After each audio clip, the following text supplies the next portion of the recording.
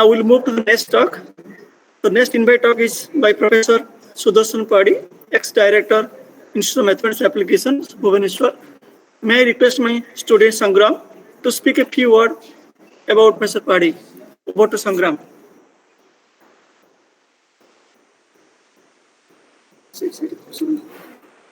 Thank you, sir. Good afternoon, everyone. I am very gratified that I have had the chance to introduce Professor Sudarsan Padhy. Professor Padhy is currently working as Senior Professor in Silicon Institute of Technology, Bhubaneswar, in the Department of Computer Science and Engineering. He was the ex-director of Institute of Mathematics and Applications. He was Professor of Computer Science and Engineering at IIIT Bhubaneswar and Professor of Mathematics at Utkal University. He has obtained his PhD degree in mathematics from Utkal University in 1979 and postdoctoral research at University of Freiburg, Germany during 1980 to 81. Professor Padhy has supervised 16 PhD candidates in mathematics and computer science. He has published over 70 research papers in international journal of repute and 5 books extending over machine learning, parallel algorithms, computational finance, computational biology, optimization, finite difference, and finite element methods for solving partial differential equation. May I request Professor Padhy to deliver a talk on synergy among mathematics, machine learning, and data science. Sir, over to you.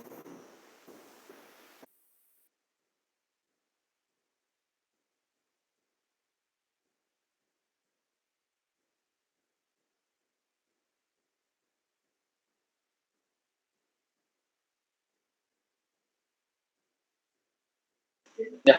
Yes, sir. Yes, sir. Audible? Yes, sir. Yep. I thank the organizers for giving me the opportunity to interact with the audience. Um, so, uh, the title of my talk is Synergy among Mathematics, Machine Learning, and Data Science. So here, my objective is not to present as a prerequisite of data science, but to impress upon it that data science, the mathematics is a part of data science. So the developments in mathematics also brings out to developments in data science and the other way around. And so we have already heard 2 lectures on data science, one on big data and the other, the general, emphasizing the mathematics scope in datasets. So, because this audience is mathematics, you know what mathematics is, and in these 2 lectures, you also know what data science is, but I just identify some points which actually the data scientists do. So this is the overall big picture of data science. So the first sentence, industries, government, scientific labs, and individuals create massive collections of data from day-to-day activity. Decision makers and the systems rely on intelligent techniques to analyze the data to improve decision making.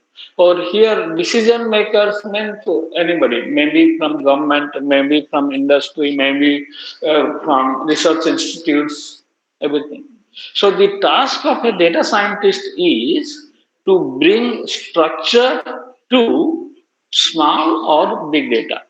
Okay, you have seen examples of big data. I will give you examples of not so big data, and to bring structure, to find the patterns hidden in the data, to get into the question at the heart of problems and devise creative approaches, market, uh, to solve them.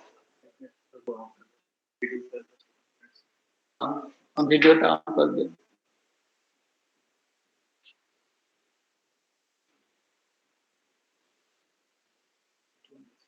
Okay.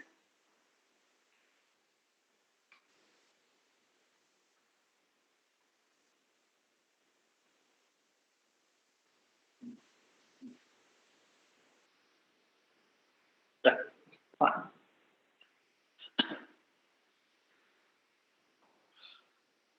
So the objective is to find the patterns hidden in the data, uh, and within it, the most important task is to invent new algorithms and build new tools to automate work.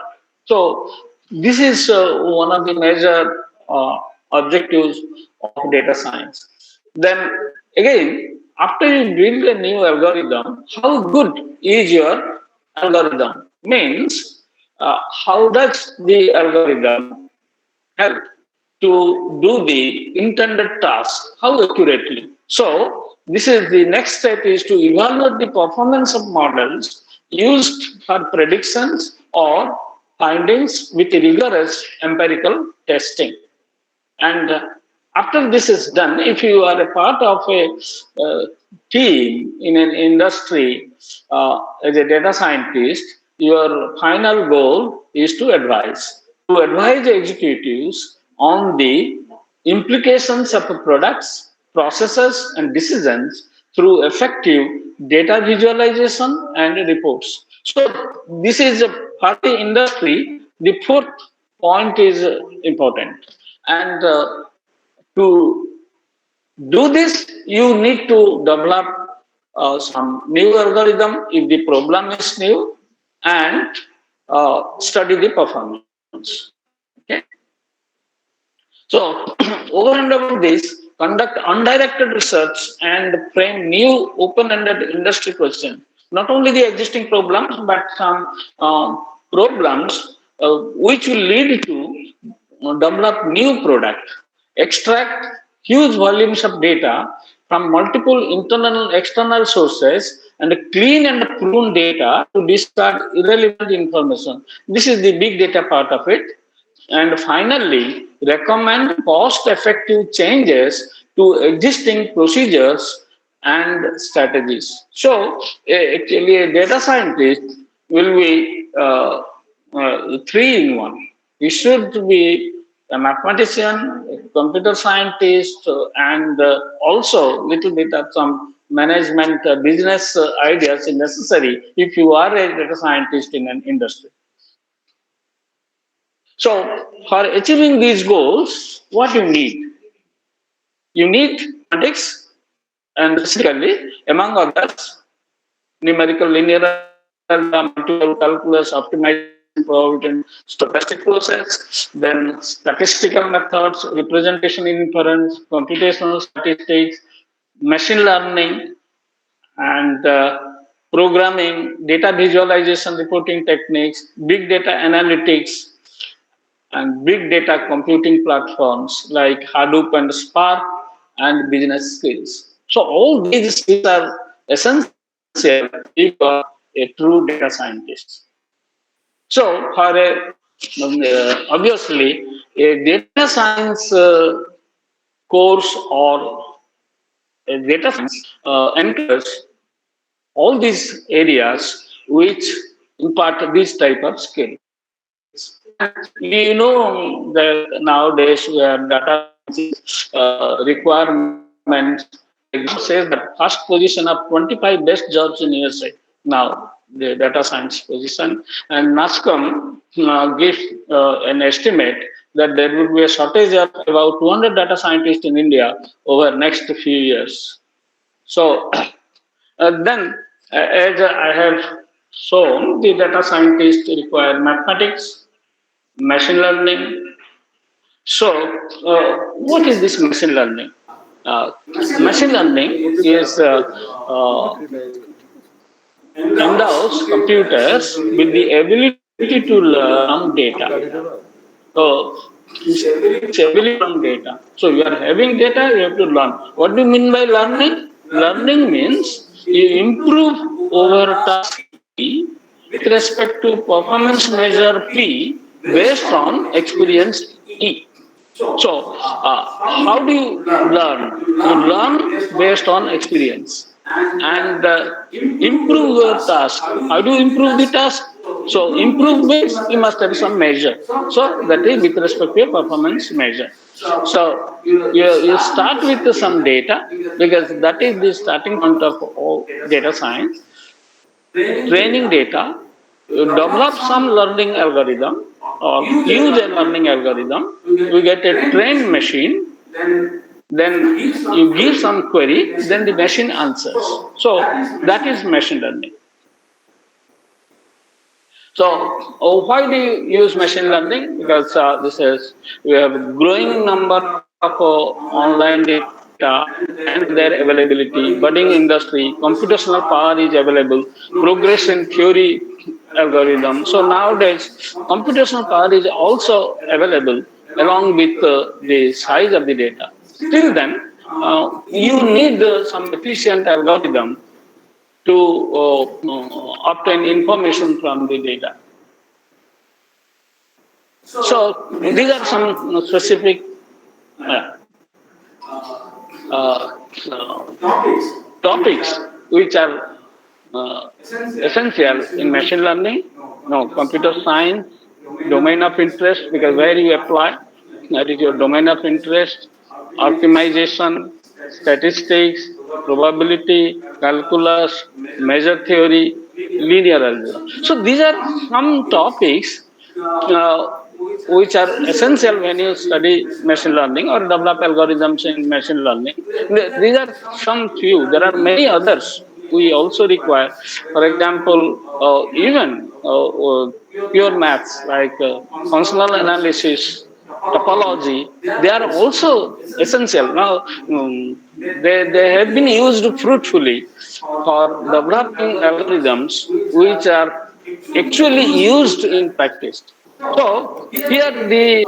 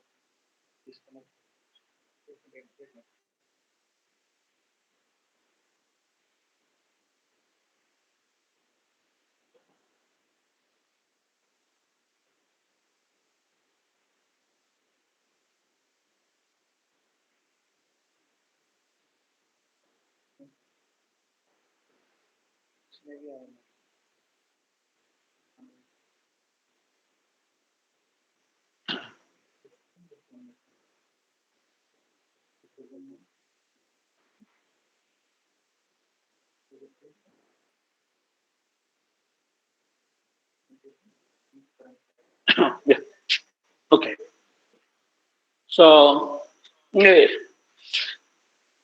so why do you use mathematics for machine learning? You just see these two columns. First column, derivation of principal component analysis, which you have discussed yesterday.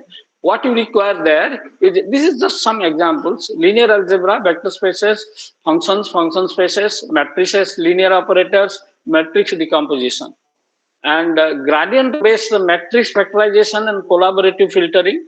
So this is a application of collaborative filtering is a recommendation system, that is in say if you are buying something from Amazon, then you see recommendations. So if you buy, people who bought this also bought this. So those recommendations, they come under the technique of collaborative filtering. So what do you need there? You need the algorithms developed for that. They require chain rule, partial derivatives, matrix differentiation, second and higher order differentials, matrix calculus, everything.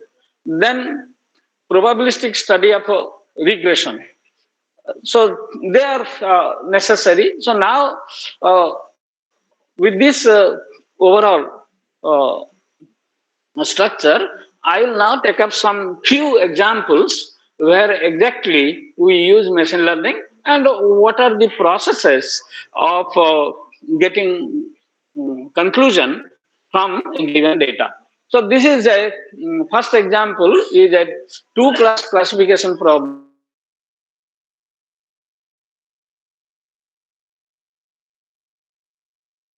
And and the factors, some of the factors affecting this are weight, blood pressure, sugar, cholesterol level, age. These are some of the factors. We denote them as x1, x2, x3, x4, x5. So given this, then we have whether a patient is having diabetes or not. Yes. So our past data of a patient, past record of patient, suppose we have 1,000 patients with all this information available to us. The problem is when a new patient comes with this data, and the computer will tell us whether the person is having diabetes or not.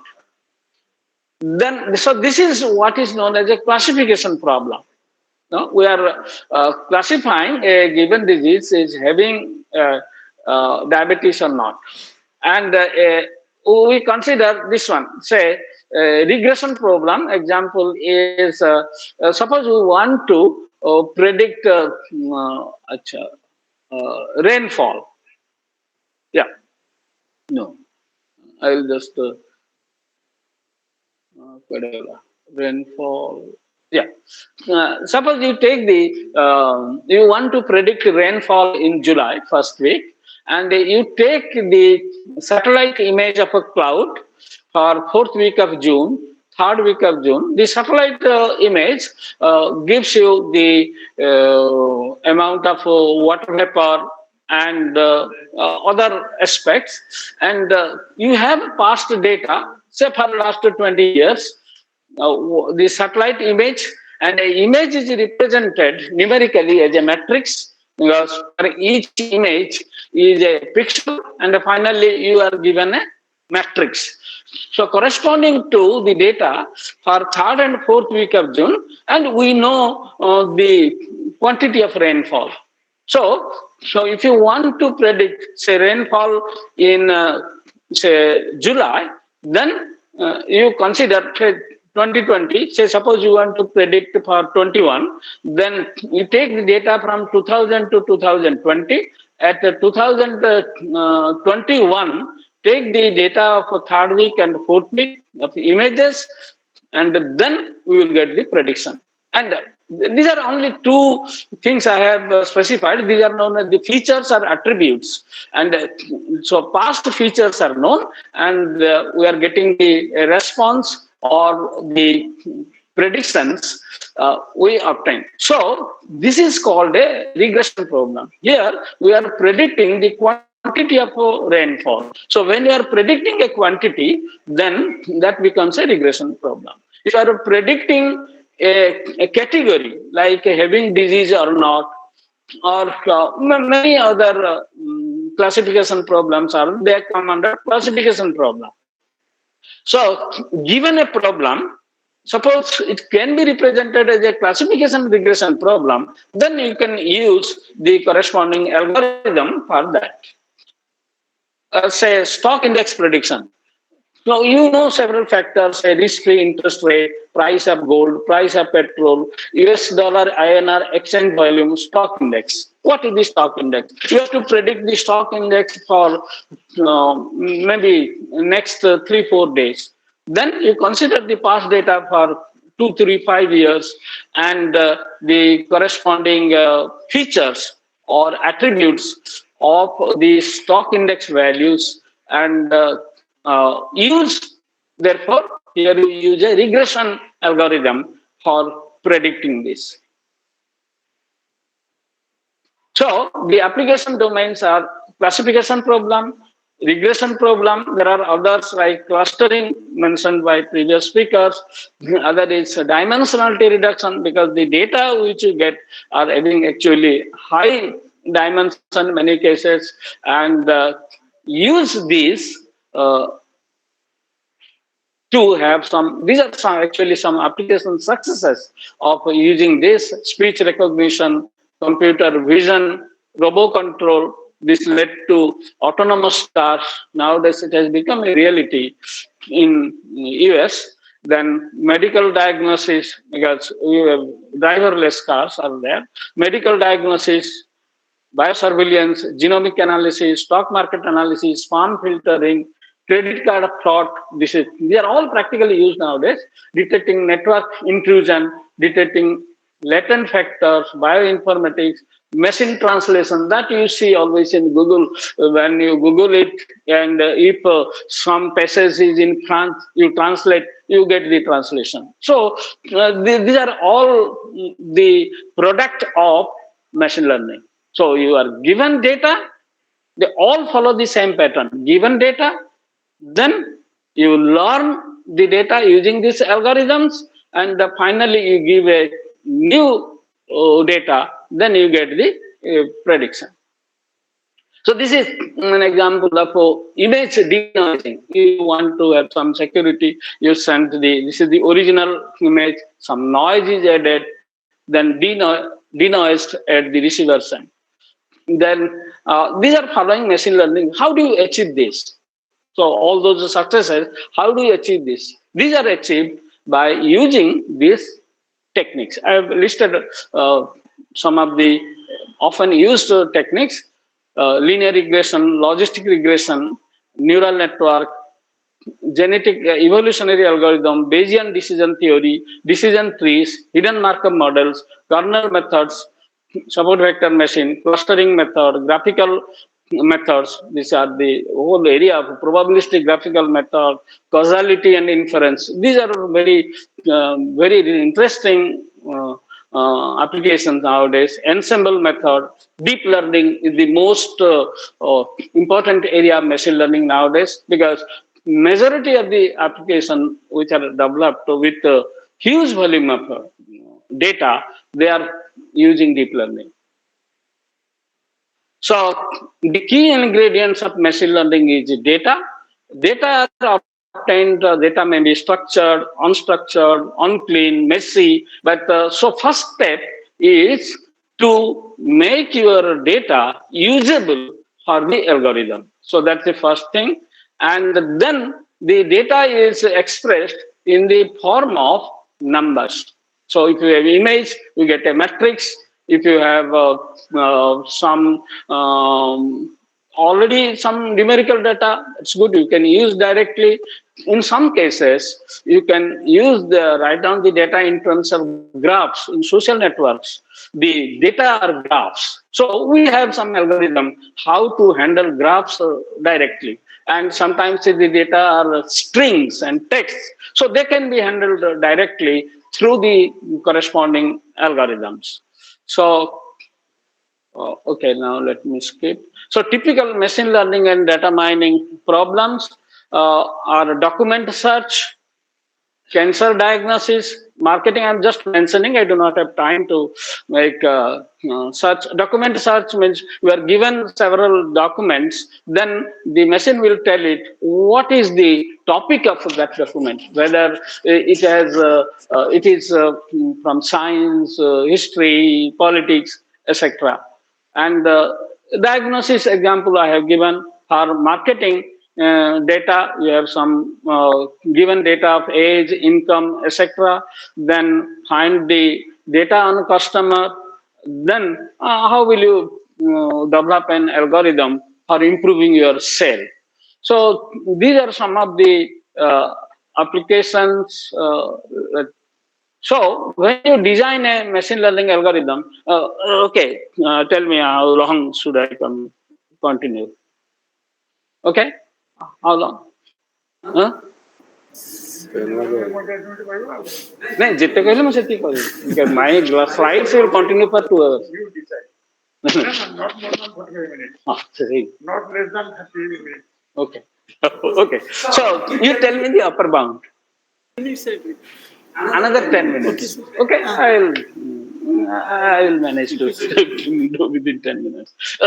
Okay, so I have to pick and choose. You know? In fact, this set of slides I have given a lecture at IIT Kharagpur some 2 years back, and I have added more, so that I have to squeeze within half an hour. So I have to do it. I'll do it, no problem. Learn because you might be hungry now. So, so what are the main steps? First step is the data. Okay, to have a end-to-end application, first you have the data, clean the data, transform the data. So that is also very important requirement in data science. That is, then comes data exploration. In data exploration, you just see what has happened. The data, what from that we get a conclusion what has happened, and then we use machine learning algorithm to understand what will happen. Okay, so at the exploration stage, we understand what has happened. Normally, we see graphs, etc. Say for COVID, that this has happened, and from this, can you predict what will happen? So that is main concern. So this step is learning algorithm. So you develop some learning algorithm. Say, for example, if you have a numerical data, you use say multiple linear regression. That is in place, or logistic regression for a classification problem. So many such are support vector machine for linear or non-linear data, and clustering. So many such algorithms are there. Depending on your problem, you have to decide the algorithm. So take the input training set, D-train. I put it mathematically as xt, yt, where xt is a vector or matrix, yt is a scalar. So this scalar may be numbers for regression problem, maybe a integer for classification problem. So output model F. So our purpose is to make a mapping, to discover a mapping from data to the prediction. So that mapping is F. So the output model F, X, theta. Theta is the parameters of the model, X is the input. So when this, we then say the model Fx theta was trained on D-train, the model has learned the information present in the data. And then for new data, we do what we call the generalization. Generalization is the behavior of the model on unseen examples. Okay, so then, so while need one thing for the learning part, how will the algorithm learn? So the main idea behind this is we consider certain model. You start with the data, and suppose we know a model, you give that data as input, obtain the output, but we already know the output, then you compare, then how much your model is mimicking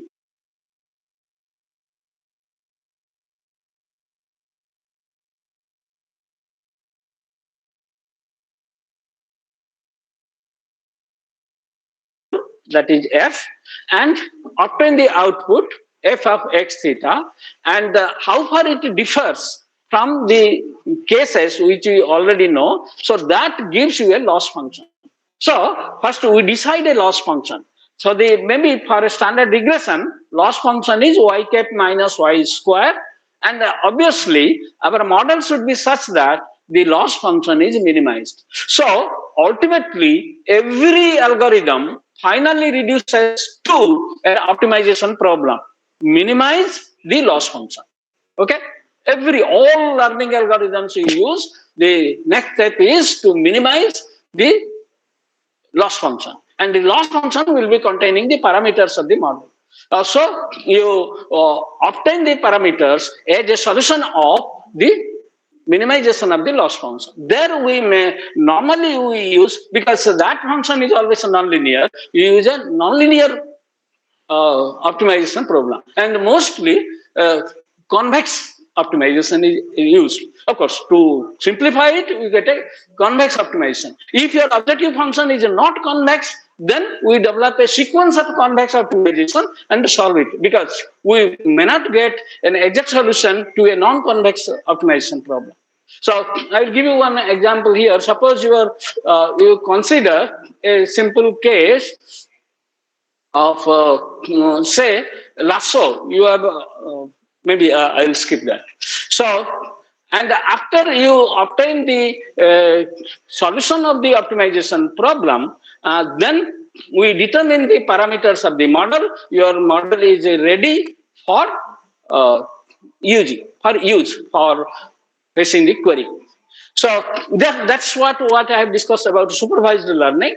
And there is a case of unsupervised learning. In that, if you have very high dimensional data, if you take the whole dimensional data, the computation will be heavy. Then we have to reduce the dimension. So high dimensional data means each data has some features, as I have told, x1, x2, x3, x4, 5, and you reduce it to number of features. Reduce the number of features. Okay, so that the reduced features will behave as if we have the full data. So for that, this the most we have a dimensionality reduction problem, and the most classic is the principal component analysis algorithm, which I have discussed. But that in principal component analysis, we assume that the data is spread in a linear or approximately linear. But this is not the case. So we have to go for some nonlinear component analysis. Say kernel-based principal component analysis is a nonlinear method, and there are many manifold methods. For this, say we use LLE, locally linear embedding. This is a method which uses some concepts of differentiable manifolds. Yeah. So there is a manifold hypothesis which says that natural data in high dimensional spaces concentrate close to low dimensional manifolds.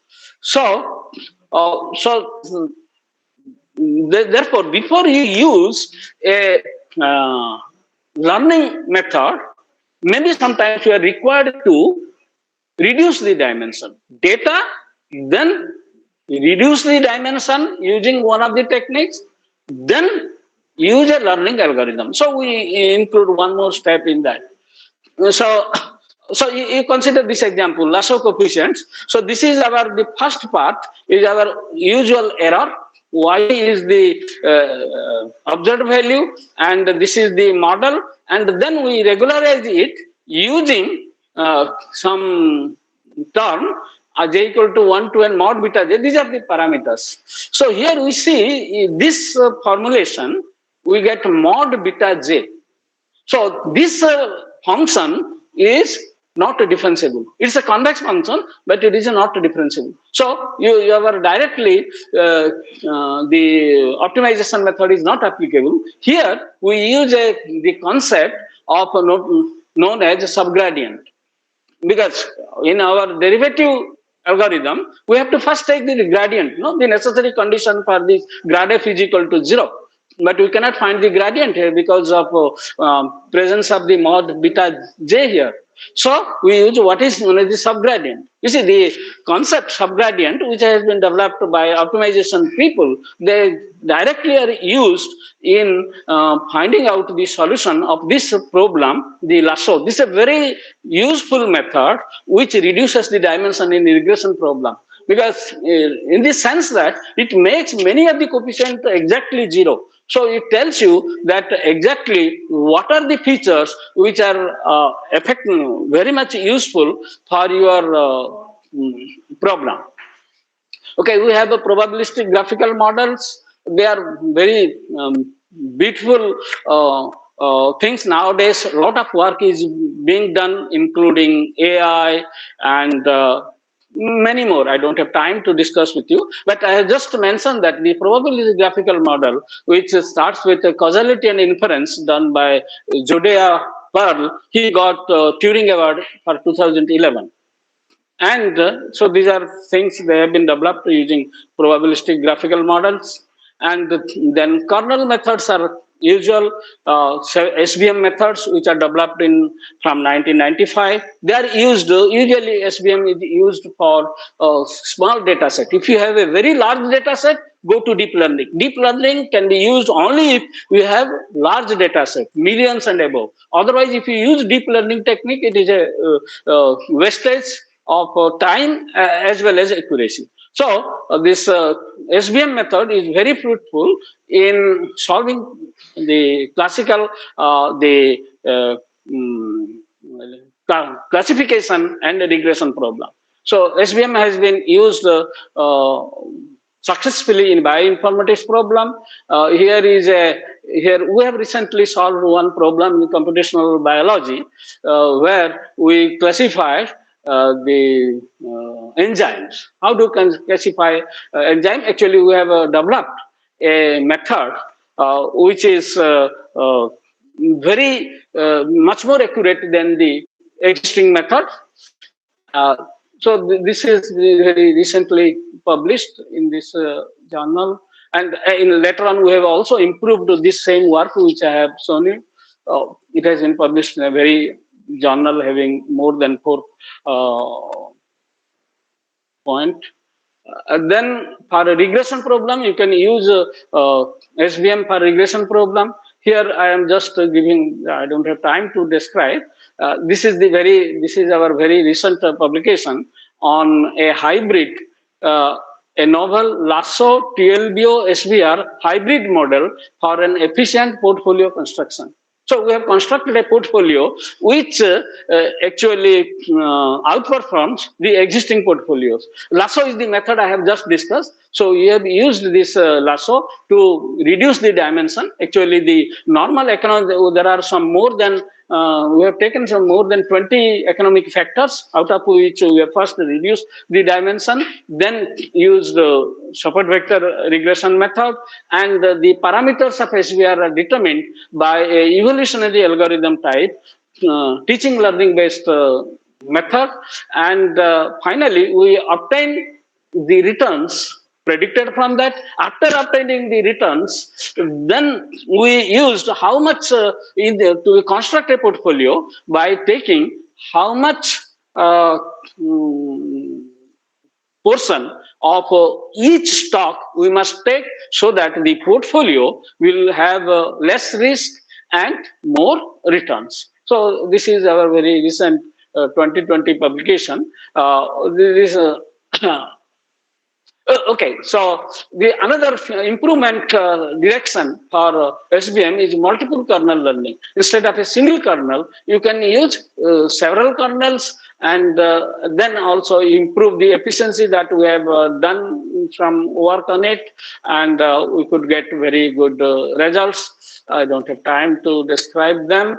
And lastly, I'll end my talk with just a very quick introduction. Within 2-3 minutes, I will end up the convolutional neural network. This is a part of deep learning, where we use, in fact, the neural network. And in this deep learning, there are 3 characteristics which are being used. That is shared shared weight, and okay, I think I will not do it because it needs many prerequisites to understand. I will just end with the remark that using convolutional neural network, recently uh, some image processing tasks have been obtained. So these are some of the CNN in practice. MNST data classification problem for a shallow network. Previously, you get some 97%. Now this has improved to 98. Then by improving this, we got some. Sorry, this has been got, not we. You have not done it. So there are many recent development. You see this. The above accuracy is for ILSRVC problem. However, it is long way from solving the problem of image recognition or more broadly computer vision. Here, the image is there are say 10,000 images, and you are classifying 1,000 images. Huge data. Maybe your data set, maybe 1 million data set. There you have to search for the image. And some current research techniques are multiple kernel learning and graphical models, causality and inference introduced by Julia Pearl, kernels and graphs, boosting, kernels for structured data, deep neural network, deep learning, and some of the current recent questions are on this area. Can on-level data be helpful for supervised learning? How can we transfer what is learned from one task to improve learning in other related tasks? That is, we have a data set, we have obtained some algorithm with reference to data set. Can you actually generalize it? Can this be applicable to a similar looking data set? That's very important. So that in that case, if you develop one algorithm, you can apply it to many cases. In a very small scale, we have developed long back one such a problem in bioinformatics in one of my PhD thesis. We have developed an algorithm for one type of data set, specifically hemoglobin data set, and we see that it was applicable for another data set. So can you have a general type of algorithm? If you can achieve it, that's great. We will be having few algorithms to answer many questions. Then what is the relationship between different learning algorithms and which should be used and when? So, future directions, theoretical characterization of learning algorithms. Mostly it's one thing because we do not know exactly say existence uniqueness proof of that it will certainly work. Their convergence properties, their relative strength and weaknesses. Can you build a never-ending learner? Can the machine learn in a cumulative way as in human? Can you design programming languages containing machine learning primitives? Yes, the language will contain the machine learning primitive. So these are some of the future directions of research in this area of machine learning, which is the integral part of data science. Data science has many other things also, but the major thrust in data science is machine learning. And you must have heard the AI. So AI is many AI developments are being done, and machine learning is a subfield of AI. You can say machine learning is AI in action. Okay, thank you. That's it.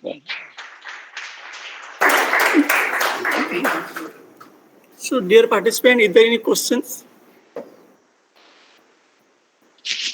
Sir, can you concept of reinforcement learning? Mm. Uh,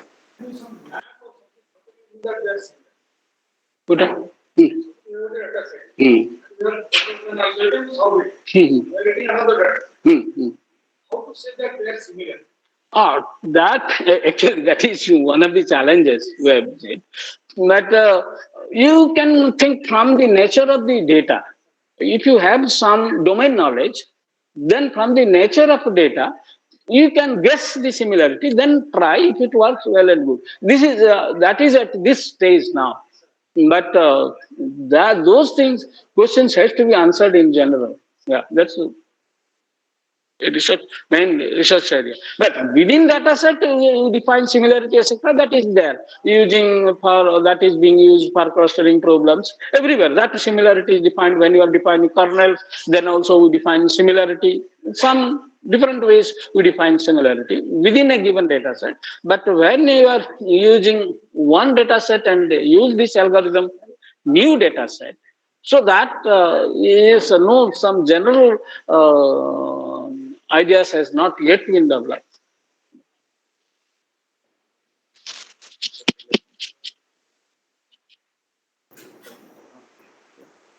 Is there any question? Hello? Sir, can you talk about a bit about the concept of reinforcement learning? Oh, I don't have time now to talk about reinforcement learning. I can tell you the main idea behind the reinforcement learning. It is something intermediate between supervised and unsupervised learning. Say, in reinforcement, what happens? You take we consider some agent which is exposed to. You consider the action of a robot moving in a maze. Okay. So he has to get out, and when he faces an obstacle, then he understands that this is associated with a certain reward. So the reward is less. If he doesn't have an obstacle, the reward is more. So we develop, in that case, the idea is the action. The agent first makes some action. So based on the action, he will get some reward. And if the reward is some more, then he will change the state of the action, takes another state, and then he act in a different way. So this way, the future reward and the future actions together will be an objective function. And the idea is how the actions be chosen, what will be the policy policy of the action so that the reward is maximum. There also finally it reduces to solving an optimization problem. So that is in general the reinforcement learning. Actually, in supervised learning, the reward is in terms of the supervisor, in terms of the target value. This is the value. We take this action, we take this approximation, and we get some error. If the error is less, then we proceed. So that is fully supervised. In unsupervised, we do not have the level. But here we have a partial level. If we do not know exactly what is accurate, what is not accurate, but we have some reward function. So normally the reward functions and they are assumed to follow the MDP, the Markovian decision process, and that is again a probabilistic thing and optimization. When you come to reinforcement learning, it has beautiful applications like all games developed. Mostly they use reinforcement learning, and the motion of a robot, they form reinforcement learning. Then nowadays we have a combination of deep learning with reinforcement learning. Of course, I have not touched this. I don't have time to do it. Okay, thank you.